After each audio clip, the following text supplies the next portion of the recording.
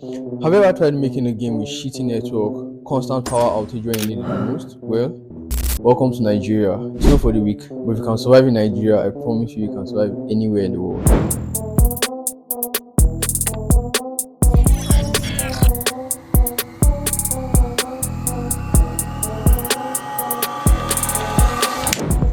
So we're going to be talking about three main points, which is the good, we have the bad, and then we have the ugly. Let me tell you the harsh reality of game dev in Nigeria. I'll be straightforward with this. It isn't all fun and games, how you think just make game, publish it, get money, they buy your game and all. No job, no work, nothing is waiting for you in the game development sector. You have to make it work out for you or you just stay broke. I started game development in 2020, 2021, I think 2021. I started out creating simple ass games, thinking it was just easy. I make a game, put it on Play Store, Steam, the App Store. People just come randomly and buy the game I'm trying to put out, and I make money from that. I wasn't advertising, I wasn't telling people about what I'm making. I was just making games, putting it out, and thinking they'll just randomly find my game and buy it or purchase it for me to get money from it. It doesn't work that way. I made games for 3 years until I made one particular game. I think it's still on itch.io up till now. I made that particular game, then put it on itch.io. That game got me my first money I earned. Till date, I haven't withdrawn that money yet. It's still on itch.io as a sign of where I started from and where I am currently. You think because I said I got my first money on with that game, you think I got millions or thousands of naira? No. I earned just $4 with that game, with that project. How much is $4 now? I think just 6,000 naira with that project. No, it isn't all fun and game. You can't just say you want to start building games today, then as of next week or upper week you think you can just make money from it. No, I have a large portfolio of like 50 to 60 games I've made, and I can put my head down and tell you that the first 30 to 40 games I made earned $0. Actually earned nothing with those games. I'm not saying build a perfect portfolio of like 50 to 100 games before you start pushing out to make money. No, what I'm trying to tell you now is the moment you build a game, reach out to friends. It mustn't be something you do on a large scale. Reach out to friends, tell them to play your game. They should give you feedback and review of what you've done and what you are doing right. Apply for jobs. We have a large market scale in which you can apply for jobs.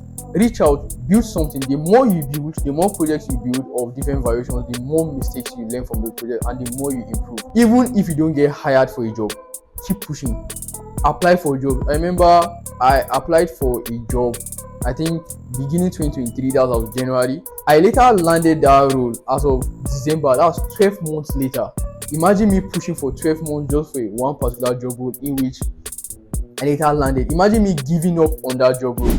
That is the harsh reality I'm really trying to tell you guys, is that it is mentally draining. Make your mind built or bent on the fact that it is either passion or money. It goes both ways. You can be building for passion and earn money to it, or you can be building for money and not earn anything to it. Because it is better for you to build or put your head down on something you have passion to do than to really say, okay, I just want to go into this thing and earn money from it. Because the more passion you have for a particular thing you do, the more you actually want to push further for that thing and make it work out. I started out with web development. I did web dev for like I think a week. I wasn't enjoying web dev. That was the truth. It was just all code and nothing visually appealing for me. Not saying you have to dive into game dev. No. If web dev is something you have a passion for, go for it. My point here is just the passion aspect. Web dev didn't work for me, so I looked for something else that worked for me, which is game development. It is either passion or money. Choose wisely. I want you to buckle up, get ready for the mental training and how it is mentally draining for you to be a game developer in Nigeria. It isn't easy, but if you need it so badly, you will make it work. Now let's talk about the bad. I think most Nigerians will agree with me for the fact that one is NEPA, which is our main power supply line in Nigeria. They are very poor.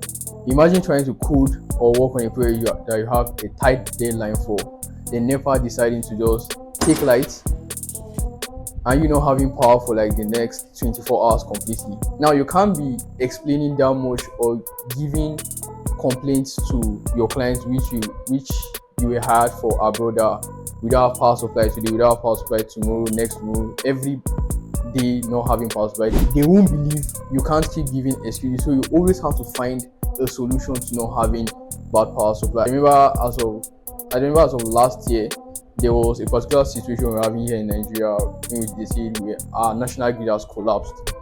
Not having power for like a week straight, 2 weeks straight, you have to be paying to charge your laptop, charge your phone to be able to work. The laptop battery dies out, you have to pay to charge that battery again. So it really causes a lot of problems while trying to work. Next is internet supply. Believe you me, you know what I'm talking about. We have MTN, we have Airtel, we have other lines also. These network providers are bad. They f you up at the time in which you least expect it. Imagine trying to have a meeting around 10 p.m. or midnight with your clients, because most of the clients will have different time zones with you here in Nigeria. Then you say you want to have a meeting with them around 10 p.m. or midnight, and automatically your internet provider just goes out. You are checking your network, you are seeing no service. How will you be able to convince your client that you're having bad network when you don't have that sort of problem there with them? So that causes a problem also. We can also go to the bad conducive environment. But as programmers and game developers, we want to have a more calm, lenient environment to work with. You are programmers, you have to think before you can type, you have to think before you can code. You are reasoning, not just typing and punching keyboards every time. You think about how to solve a particular solution at a particular time. But then when the environment is not conducive for you to be able to think well enough, it won't give you good outcome while making such projects. Now let's say you land a job with an international client, then you and the client book a meeting or book a meeting session to discuss about the project. Then while on the meeting, your mom just buzzes in, starts shouting at you. You having a meeting, you're having people talking around, you're having farm animals, clothing, you have rams, you have goods, everything just happening at once. It wouldn't give a good impression on the client in the aspect of he will be thinking you aren't mature enough to work on the project. Definitely the kind of response the client will give you is something like, after you guys have discussed, it will be something like, I will get back to you on the project and let's see how it goes. Most definitely he's not getting back to you, because the best way to close a client's deal is to close it on that call, and then you can start out on the project with that client that way. I know I've given enough bad reasons for being a game developer in Nigeria, but to be honest, everybody's circumstance is different. Everybody has different things they are going through. The opportunity and the community here in Nigeria is massively growing. I think starting out with game dev in 2021, the ability to meet people that also do what you do was very limited.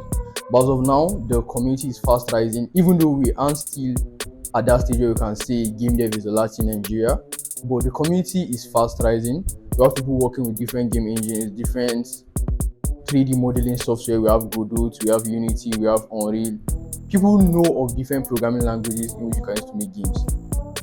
C++, C#, GDScript, and all these other software. So the community has really come together in a way in which we help each other grow even better in the system. You can get referrals to even larger jobs. You can get reviews and referrals to more companies to work with. People want to collaborate with you on indie games. People want to collaborate with you on companies and all these kind of things to do. As of when everything started growing and I started getting more and much more better as what I do, I started getting referred to bigger companies to work for. They hire me, I get paid in dollars. They come back because the job I'm doing is actually good. They come back, they hire me again. I work more and more for them. The thing with game development in Nigeria is if you want it that badly, you actually find a way out to make it work.